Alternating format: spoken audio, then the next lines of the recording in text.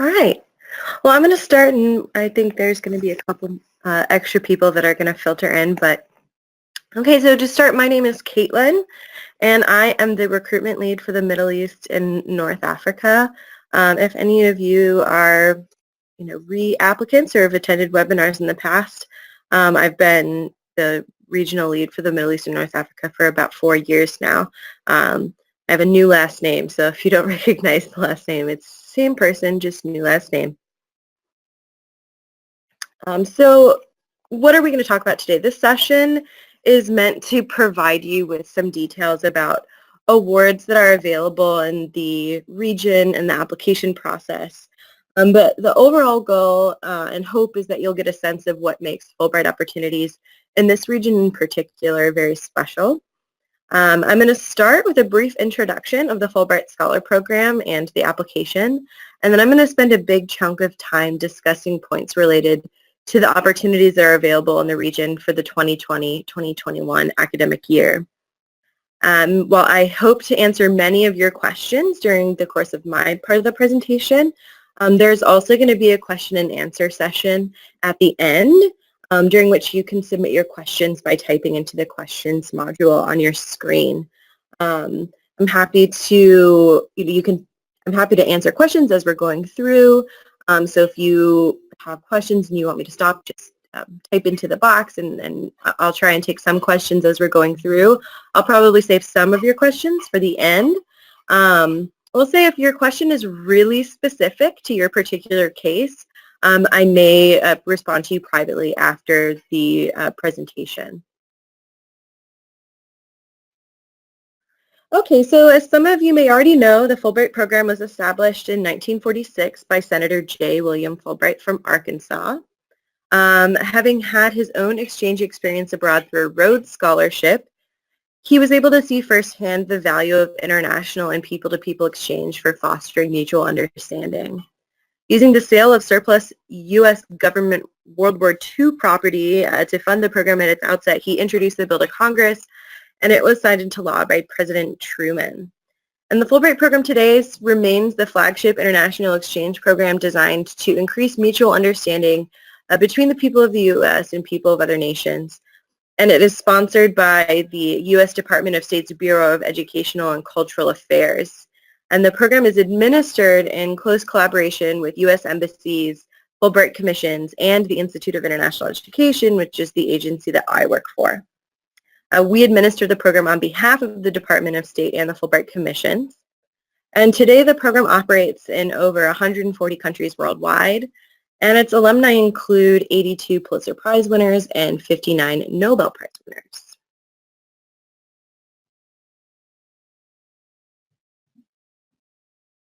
So before we discuss the MENA region in general, I want to review the basic eligibility requirements for Fulbright U.S. Scholar Awards. At the time of application, there are several eligibility requirements that must be met. U.S. citizenship is required. Permanent resident status is not sufficient. Let me see. I'm seeing some of your comments. Okay. Thank you for letting me know. Let me see if I can get these slides up and rolling. Okay. You guys should be able to see the eligibility requirements now. Okay, great. Thanks for letting me know. Okay. Like I said, U.S. citizenship is required. Permanent resident status is not sufficient for eligibility purposes. And then depending on which award you would apply to, a PhD or other professional terminal degree may be required. So for professionals and artists, recognized professional standing and substantial professional accomplishments are required in lieu of a terminal degree. In the Middle East and North Africa, there are certain countries where a PhD is required to teach. So if we have anyone here on the webinar that doesn't have a PhD or has a master's degree or any other different kind of degree, just reach out to me and I can make sure that you're eligible for the country or countries that you're interested in going to. We also, depending on the award, may require some teaching experience. Typically that looks like 3 to 5 years of teaching experience, but that again will be detailed in the award description. And then I also want to mention that there are new policies that govern eligibility as it relates to previous U.S. Scholar grants. So if we have any Fulbright alumni on the line, if you've previously held a U.S. Scholar grant within the past 2 years, you'll want to review these policies or contact us just to ensure that you're eligible to apply this round. There is no lifetime limit on the number of Fulbrights that you can have. There is a 2-year waiting period between when you finished your first grant and when you would be eligible to apply for another. So for example, if you finish your grant in July of 2017, then you would be eligible to apply again in July of 2019, which would make you eligible to apply in this cycle.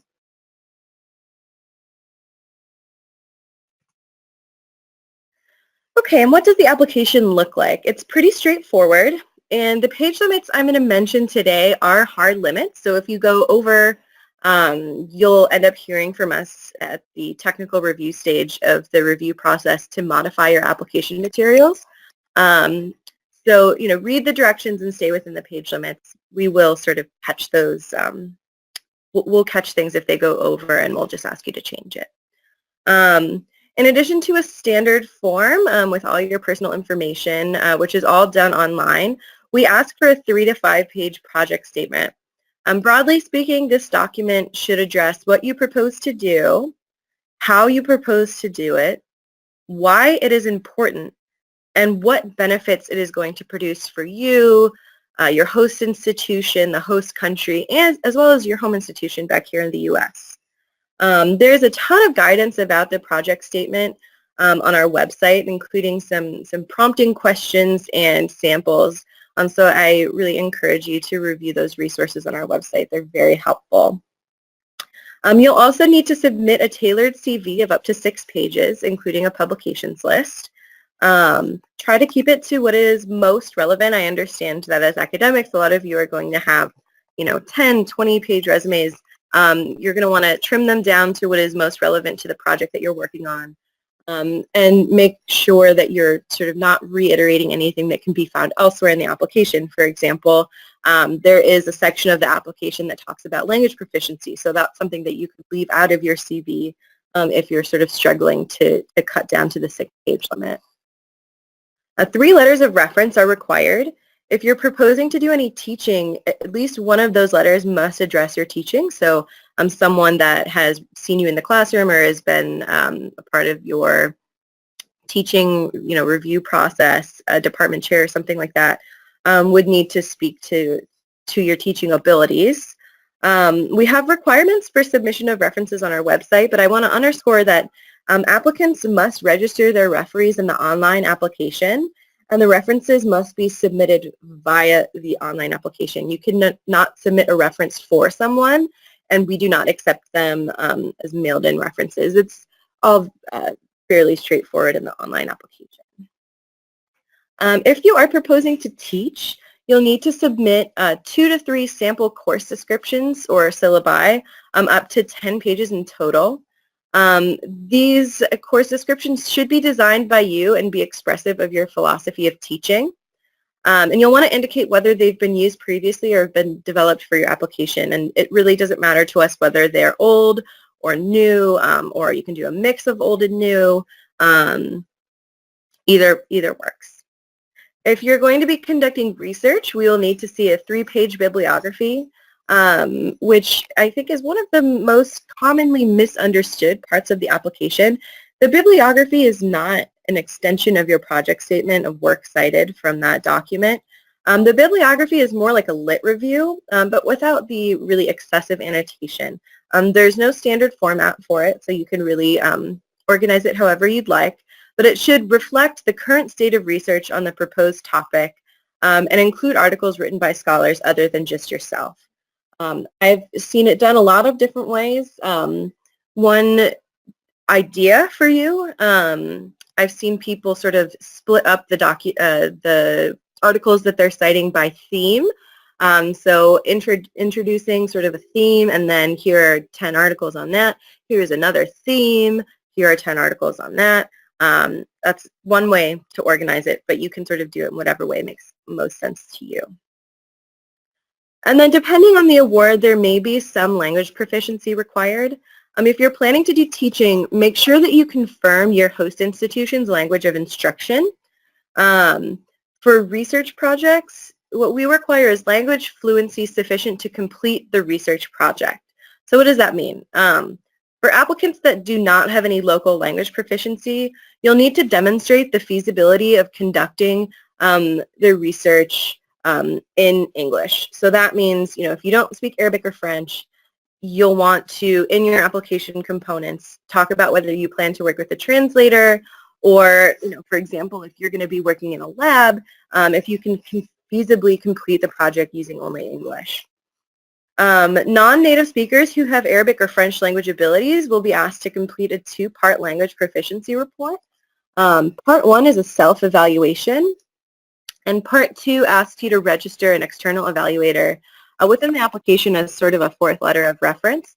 This part of the report would be completed by an appropriate foreign language instructor through the online application reference system. A lot of applicants will ask a foreign language instructor on their home campus to fill it out. It is just a couple of short questions that they'll be asked to fill out, just attesting to the fact that you're being candid with us about your language abilities. There are also supplemental materials required for applicants in the arts or architecture, writing, journalism. It's sort of an online portfolio. If you're not in one of these fields, do not submit supplemental materials. We will not attach them to your application unless you are in one of the fields. The four that are listed here are just some examples. There's a long list of fields that we would require supplemental materials from, which is generally the fine and performing arts and writing, journalism, poetry, things like that.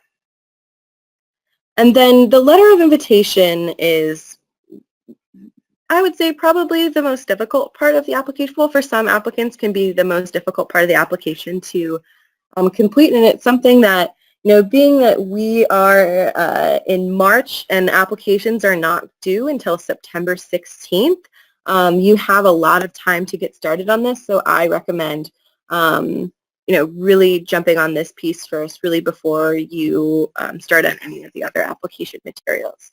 So depending on the award that you applied to, a letter of invitation may be required.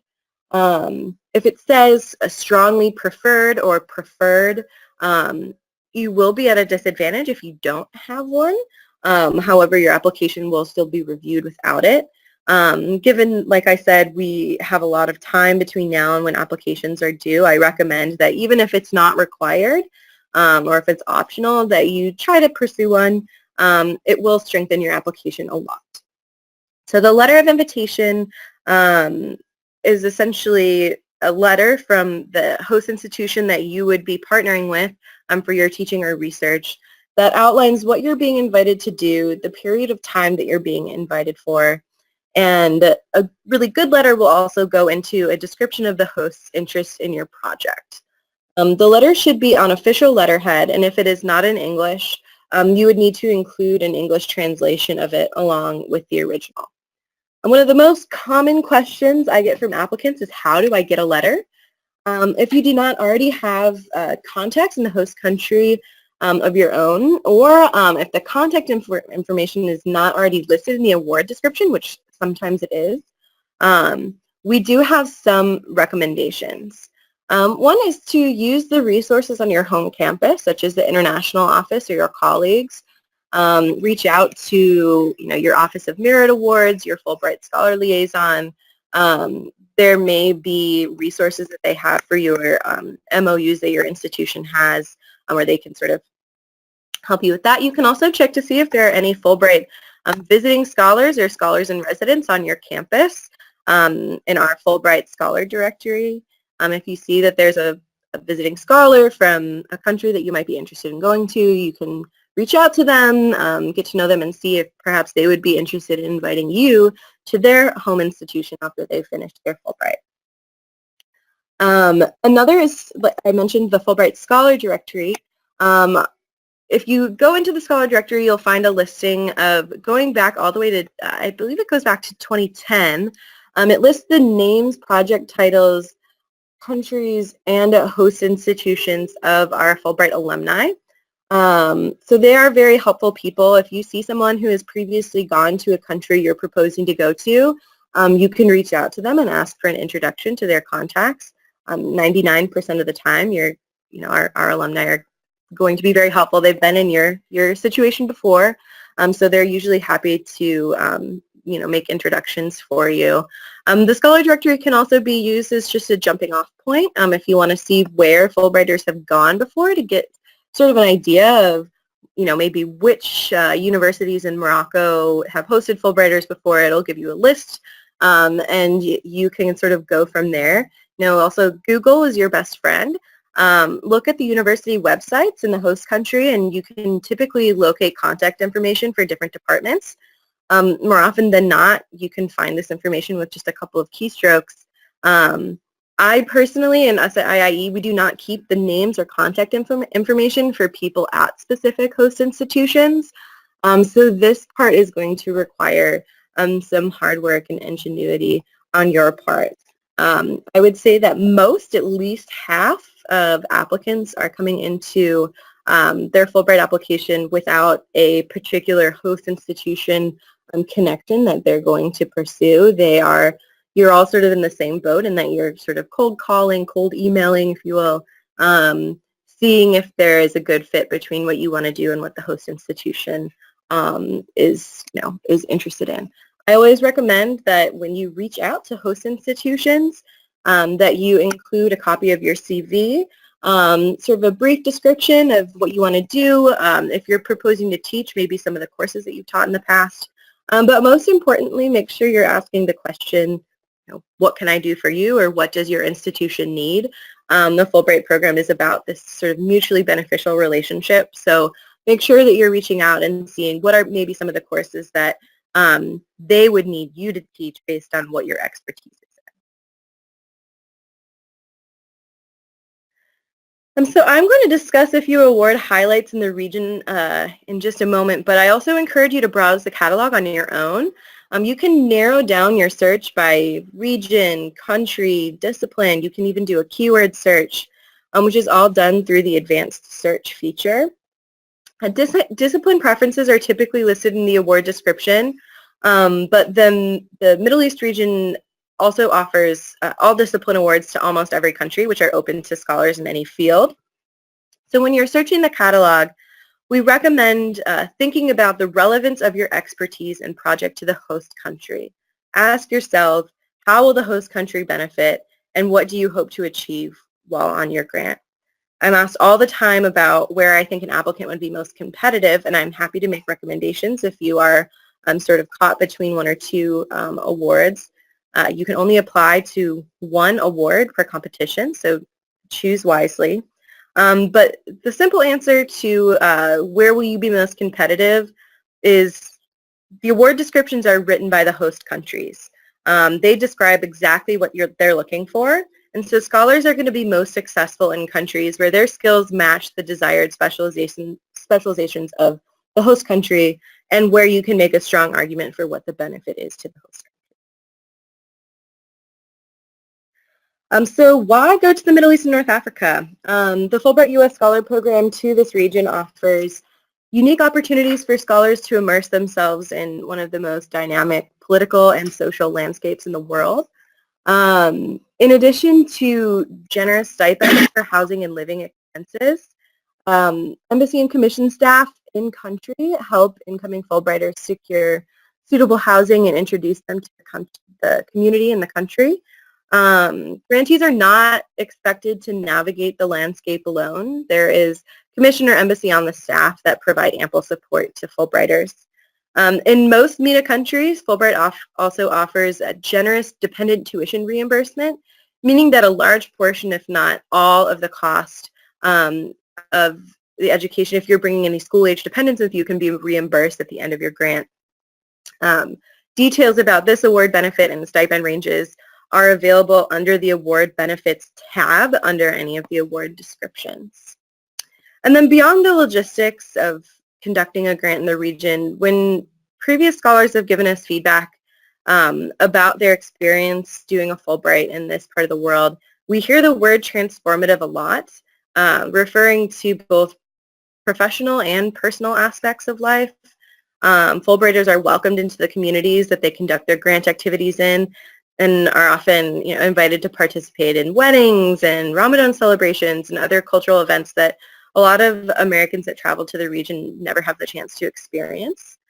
And then scholars also often help to develop new courses and even academic programs, expand their host university's research capacity, sometimes even end up inviting faculty that they meet during their grant to be visiting scholars at their institution back in the U.S., developing relationships with scholars and students in the region.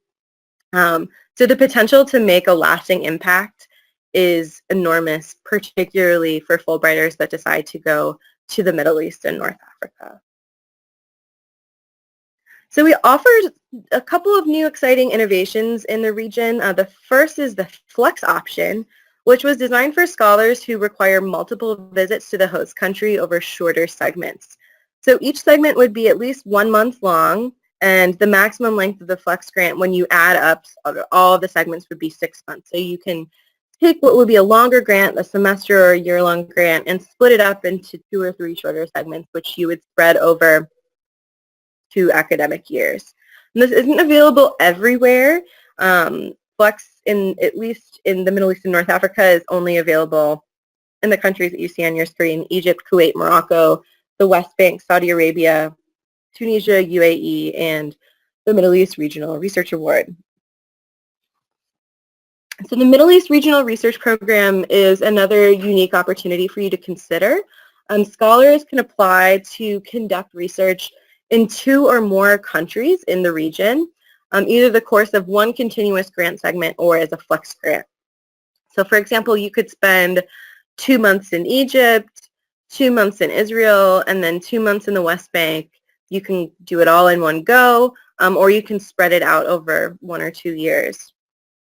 So not all countries are eligible for this award. Notably, Algeria and Tunisia cannot include proposals for this award just because of limitations we have with research projects in those 2 countries.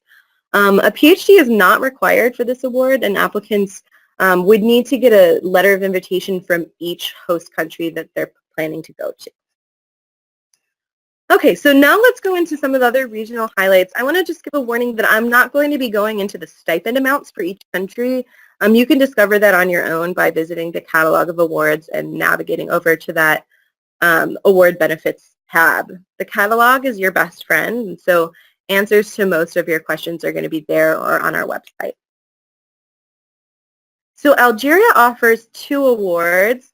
One is in all disciplines and the other is in TEFL or applied linguistics. Both awards are for teaching only. So currently there is no option to conduct research in Algeria. For both awards, applicants should expect to teach about 6 to 10 hours per week for 10 months. The grant is 10 months long and there is no flexibility regarding the grant length. For the All Disciplines Awards, applicants at all degree levels will be considered, but however, priority will be given to PhD recipients, and then a PhD is required for the TEFL award. Eligible host institutions are listed in the award descriptions, and applicants should choose one of the universities off of the list. If you're interested in a host institution that is not on the list, let me know. I'm happy to reach out to the embassy to see if it would be possible, but there's no guarantee. But the institutions that are listed in the award description have already been signed off on by the embassy. And then with the exception of courses taught in English, such as like TEFL or American literature, most fields are taught in French or Arabic, and thus one of the languages is required if you're applying for the All Disciplines Award. A working knowledge of French or Arabic is necessary to function in the community and communicate with the host institutions. A 1 or 2 page summary of the project you're going to need to submit in Arabic or French as a part of the application, except for proposals in the areas of English or American studies, which would be just submitted in English. The award descriptions will go into much more detail, but I just want to emphasize that the U.S. Embassy in Algeria is really keen to host scholars with significant language skills and some regional experience. And then I'm, excited to let everybody know that we reopened the Fulbright U.S. Scholar program to Egypt last year, and we expect it to remain open in the upcoming competition. Of course, final awards are contingent upon medical clearance by the government of Egypt, and the availability of funds and the security situation in the country. A broad array of opportunities exist in Egypt, including an All Disciplines Award, several grants at the American University in Cairo, and then there are some awards that are specifically for scholars in business administration, STEM, and visual and performing arts. So each award has slightly different requirements, preferences, and grant lengths, so please visit the catalog for specific details about eligibility and activities for each opportunity. I want to underscore that the Binational Fulbright Commission in Egypt is an incredible resource for applicants. They can help make contact with Egyptian universities, and they provide really ample support services for Fulbrighters while they're there on their grants. And I just want to also note that clearance from the government of Egypt is required for all Fulbright U.S. Scholar grants. So just keep that in mind when you're putting together your proposal. Most of you will probably have some knowledge of the country, what is feasible to actually receive research clearance from the Egyptian government. And then while knowledge of Arabic is helpful, it is not required for these awards unless it's necessary to conduct the research that you're proposing to do.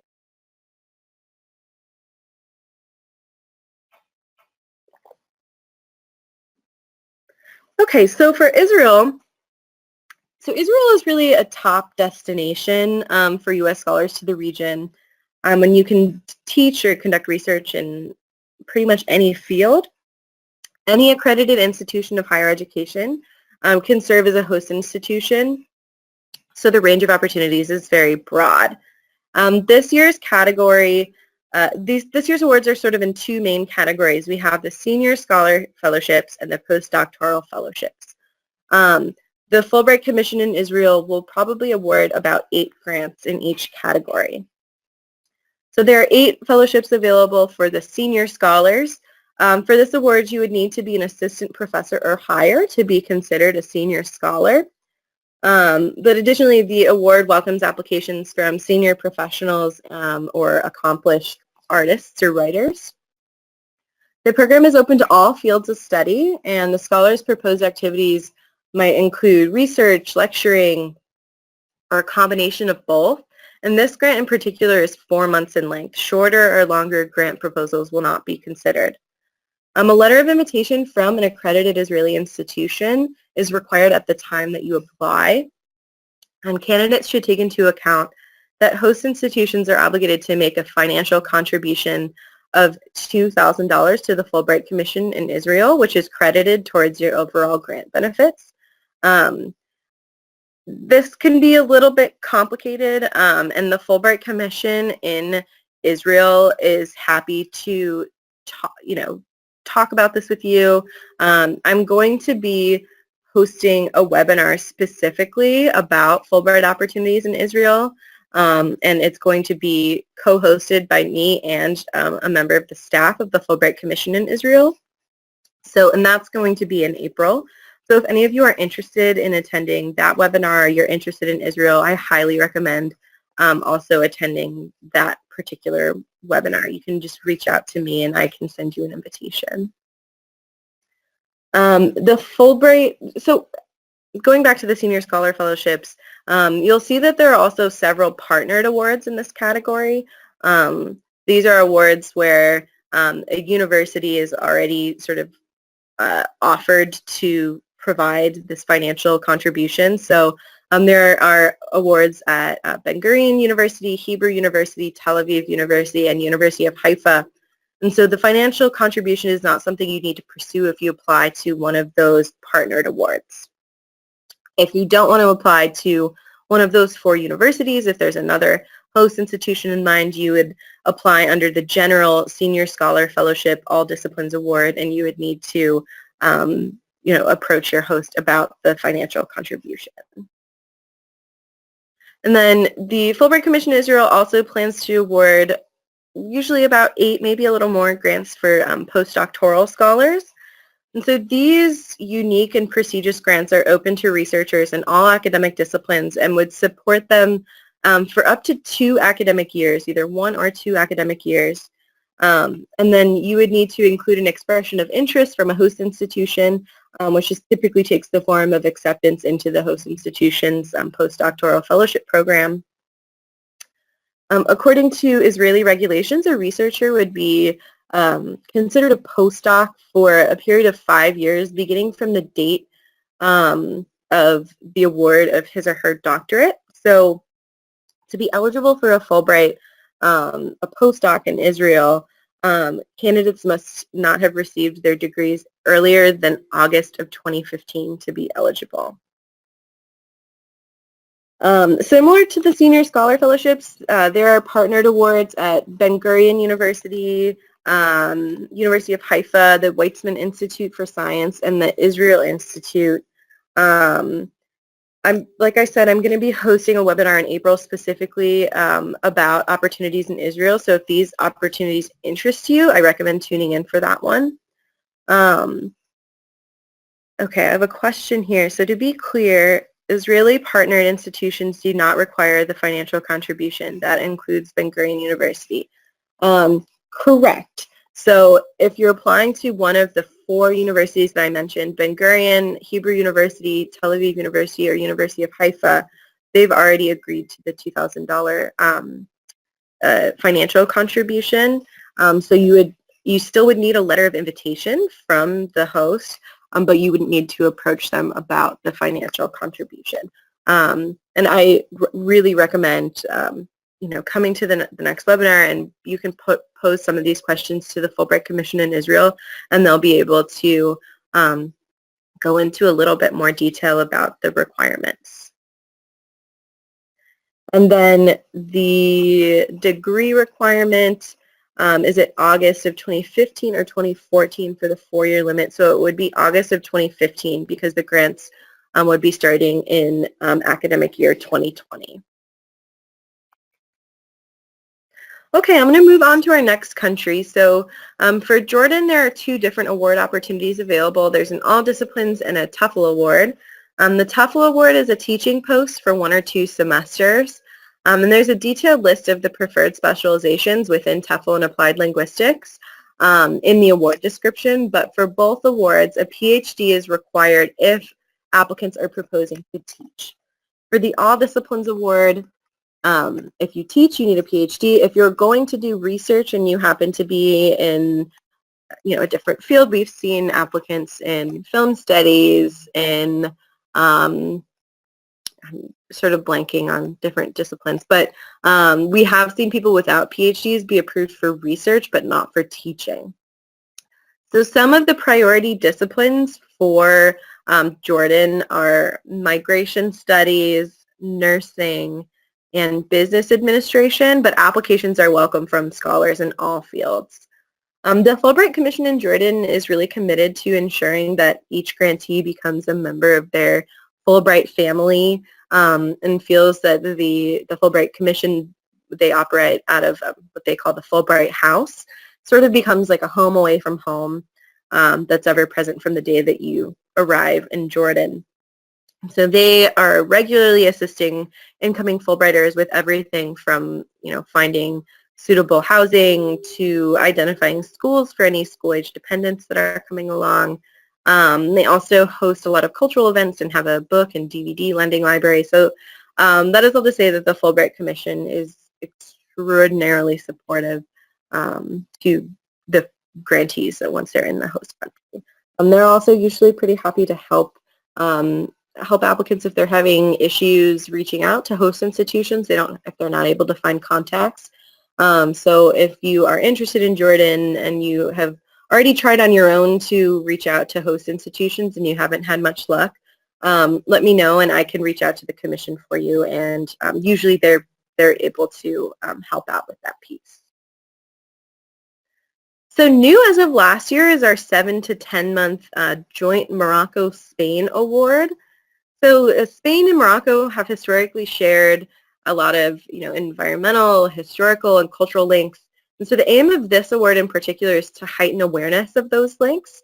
So applicants may teach, conduct research, or pursue a combination of teaching and research activities at Spanish and Moroccan universities or cultural centers, research institutions. The types of host institutions are pretty broad for this award. Projects that are comparative in nature and address issues linking the two countries are what they're desiring. And then no less than 40% of the grant period may be spent in either country. This award is open to mid-career and senior scholars in all disciplines and at all academic ranks, including artists and professionals. Then Morocco also offers a traditional all disciplines award, and that one, it allows applicants to conduct full-time research, full-time teaching, or a combination of teaching and research. Something that we see oftentimes in Morocco is splitting semester by semester. So you would teach for a semester and then conduct research for a semester. That's not required, but just an idea of what we've seen there in the past.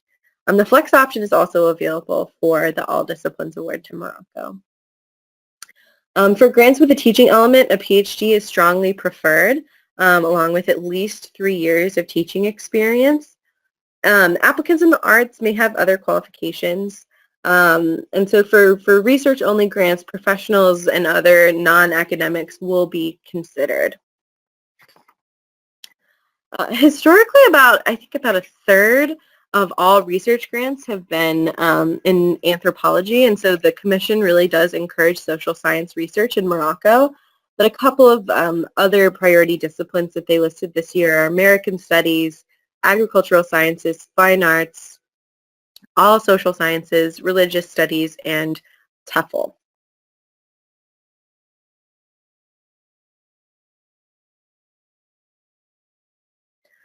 So we offer, in the West Bank, we offer an All Disciplines Award for 5 to 10 months. And this is in the West Bank only. Teaching, research, or a combination of teaching and research activities are available for this award, and the flex option is also available on the West Bank. There's a list of 11 eligible host institutions in the award description, and I encourage you to stick with these universities when choosing a host. We've even listed some contact information for administrators at each university for you in the award description, so you can contact these individuals to request a letter of invitation. There are security requirements that grantees must abide by if selected for teaching or doing research in the West Bank.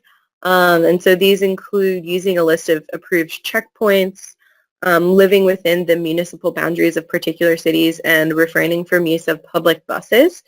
So please review these requirements if this award interests you. There's the country overview tab, which sort of goes over it.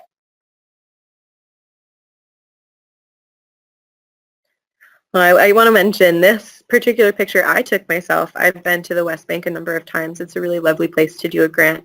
This picture was taken in the city of Nablus, where they make a really amazing dessert called kanafa.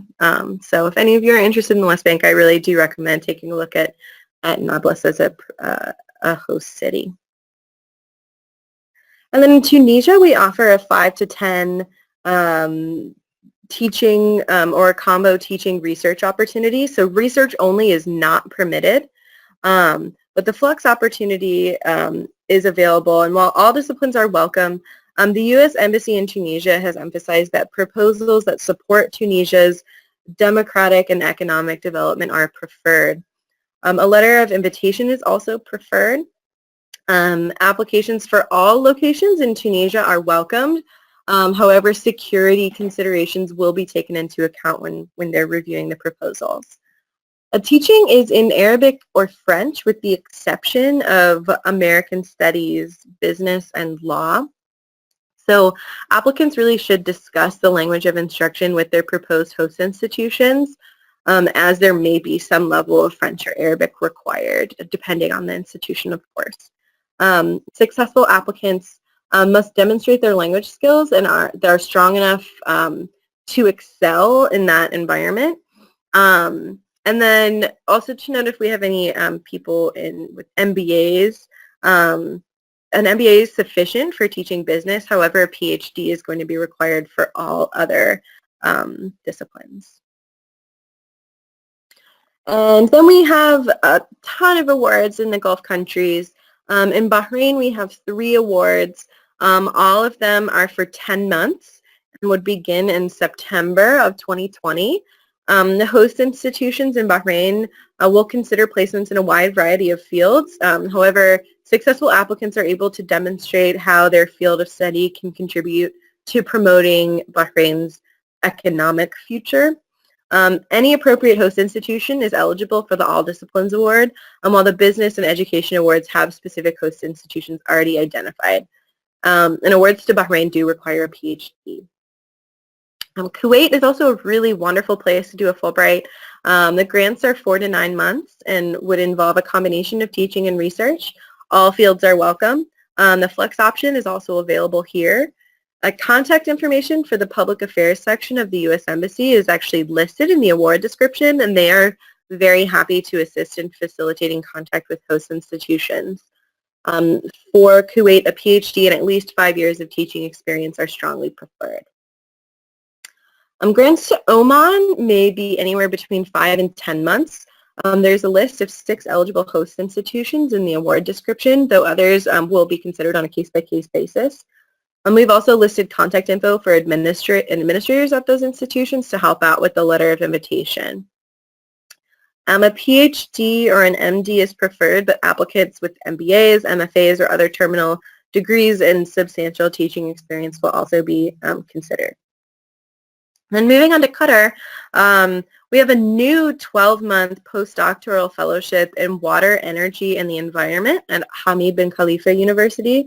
The postdoctoral research fellowship would involve working on water security research at a particular institution, the Qatar Environment and Energy Research Institute in Doha. And so the scholars' research would focus on aquifer mapping, groundwater mapping, and other water security-related issues for the region.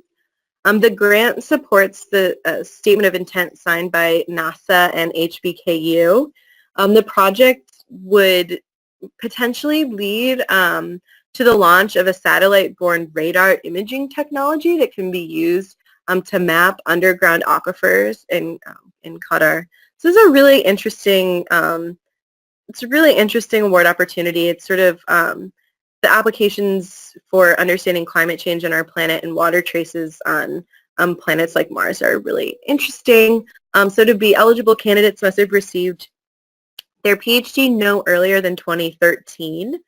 And they also would need to have completed their PhD before they would begin, before they would depart to begin their postdoctoral research. For the All Disciplines Award to Qatar, you can spend 1 or 2 semesters teaching or conducting a combination of teaching and research activities. Research only is not permitted. There are 2 host institutions listed. Other hosts will not be considered. And then a PhD and at least 3 years of postdoctoral teaching experience are required. Our All Disciplines Award to Saudi Arabia is extraordinarily flexible. The flex option is a possibility. Grants can be anywhere from 3 to 10 months. There are, I think, more than 30 different eligible host institutions listed in the award description. Hosts often provide housing in Saudi Arabia, so that's something to consider. A PhD is required and a letter of invitation is strongly preferred. Saudi Arabia, it is a conservative country, and Fulbrighters can, do often find life challenging, more so if their dependents join them on the grant. But the Public Affairs Office at the U.S. Embassy works really closely with host institutions to ensure that scholars' experiences are enjoyable and rewarding, and they are there, standing ready to support scholars with any issues they might encounter. And then finally, the last country I'm going to discuss today is the UAE. We have two separate awards for this country. One is for research projects, and the other is for projects that involve either teaching only or a combination of teaching and research. For the research award, the flex option is available. UAE University has recently established several new research centers that are particularly interested in hosting researchers in health sciences, biotechnology, water, public policy, and leadership. But you can go in other fields. That's just one, sort of a priority. The teaching award is 10 months, and scholars may be hosted by any academic institution. Preferred fields include environmental sciences, educational leadership, IT, material science, water resources, healthcare administration, tourism communication, and entrepreneurship.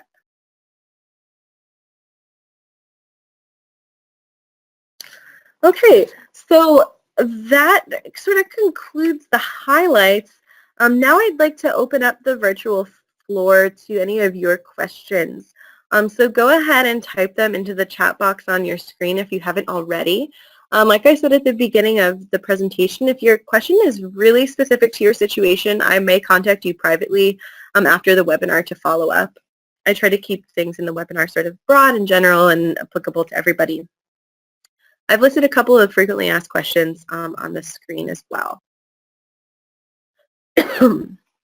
Okay, so we have a couple of questions that already came in. One is asking, if you are Jordanian, would you still be eligible for the Fulbright? So U.S. citizenship is required for the Fulbright U.S. Scholar Program. If you hold dual citizenship, that is fine and not a problem.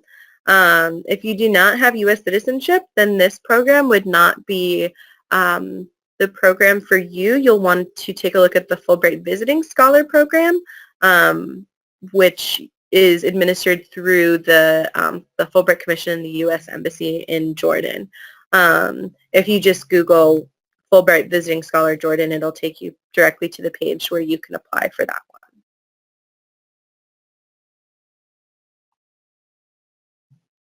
one. Okay, I don't see any more questions.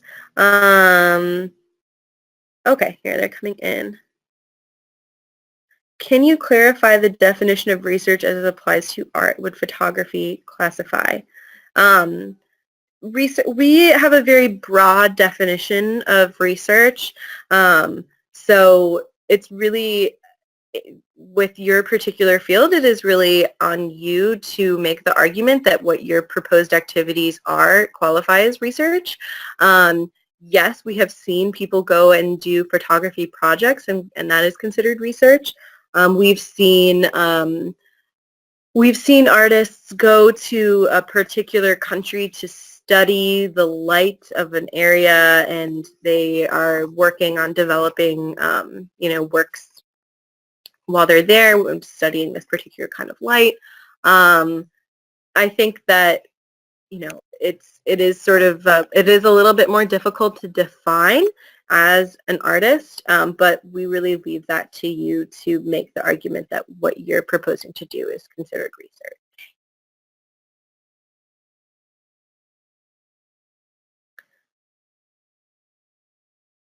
Would having done a semester abroad during a bachelor's degree preclude someone from applying for a postdoc fellowship at that institute?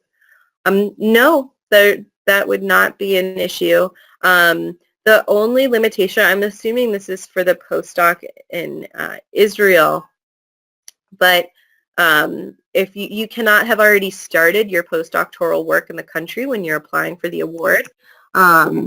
So if you're already in Israel with your postdoc lined up, you can't then apply for additional Fulbright funding.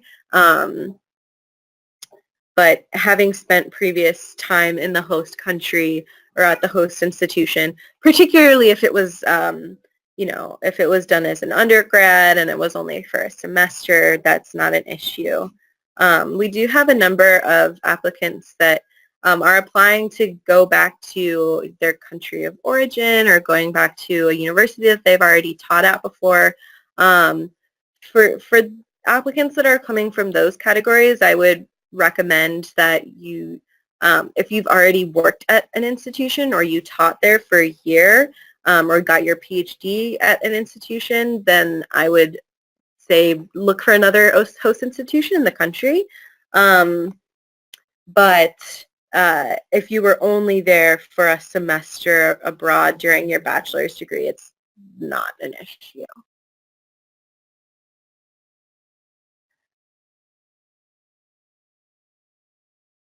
Can you apply for multiple countries' awards? No, so you can only apply to one award per competition.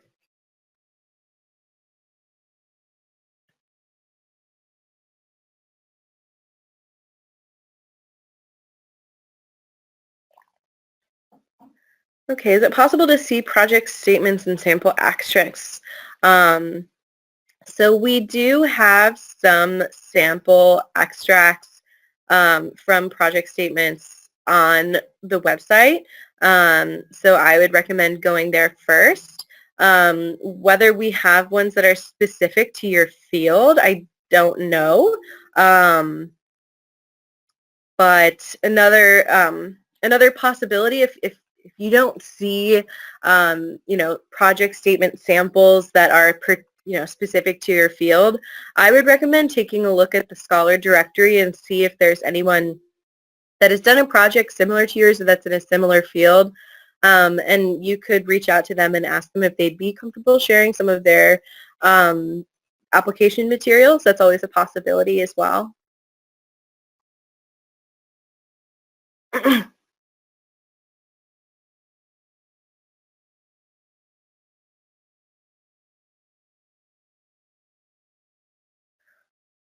Okay. A couple more questions about fine arts.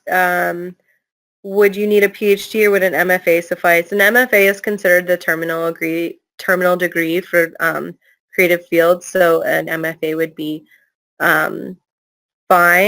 If you are planning on teaching, university teaching, you would need to ask the host institution because in some countries, for example, in Jordan, in Algeria, there are requirements where you would have to submit a copy of your degree for approval to teach. So sometimes it will depend on the host institution, but broadly speaking, in the Fulbright program's opinion, an MFA is considered a terminal degree in the fine arts. Do you support research in Sudan? So yes, we do, and I'm actually hosting a webinar a week from today about Fulbright opportunities in sub-Saharan Africa, and I'll be talking about our award in Sudan. So Mona, I would recommend tuning in next week for that webinar if you're interested in Sudan.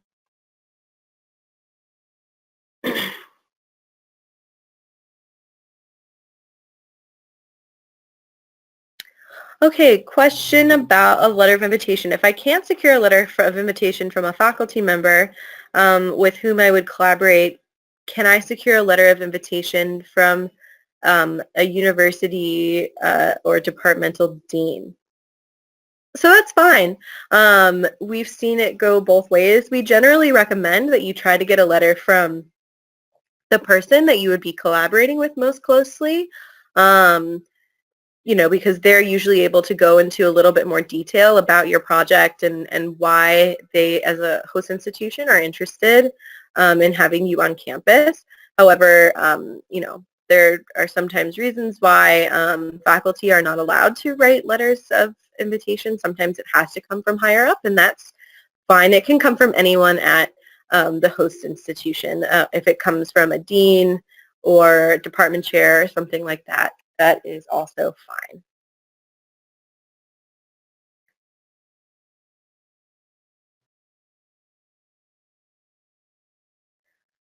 Okay, I see a couple of questions here I think that are coming from foreign students talking about wanting to, when they're going to be completing their college certificates.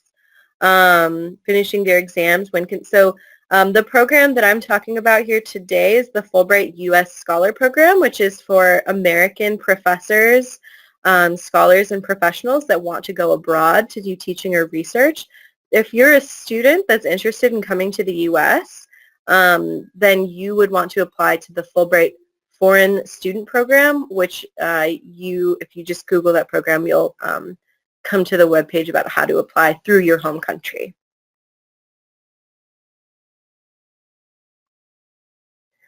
Okay.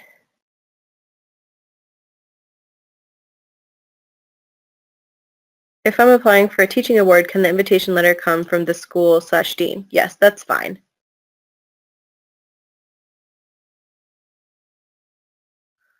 A couple of questions about the letter of invitation and host institutions. How do we get it? How do we approach host institutions?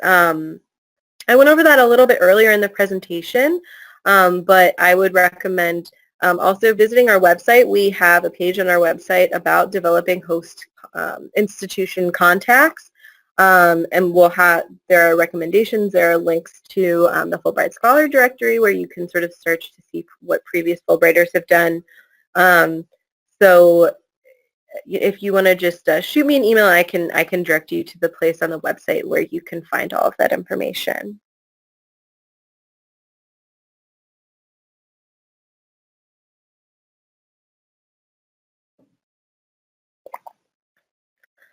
Is the National Geographic Fellowship still active? So the Nat Geo Fellowship is not through the U.S. Scholar Program, it's through the student program. So you'll need to navigate to the Fulbright U.S. Student Program website to learn more about that particular fellowship. I do not know whether, I don't think they're still accepting applications for that program, but you'll need to contact the student program about that particular opportunity.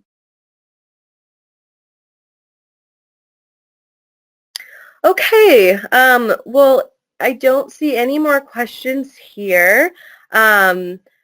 You can reach me at the email address you see on the screen, Middle East North Africa @iie.org. I'm happy to answer any questions that you have if you have something that's a little bit more specific, or as you're going through, if you want me to direct you to resources, or you have questions that you would like me to pose to the Fulbright commissions or embassies, I'm happy to do that. Thank you so much for joining me today. I hope this was helpful for everybody, and I am really excited to see your applications. The application deadline is September 16th. If you have any questions, please feel free to email me. Thank you, everyone.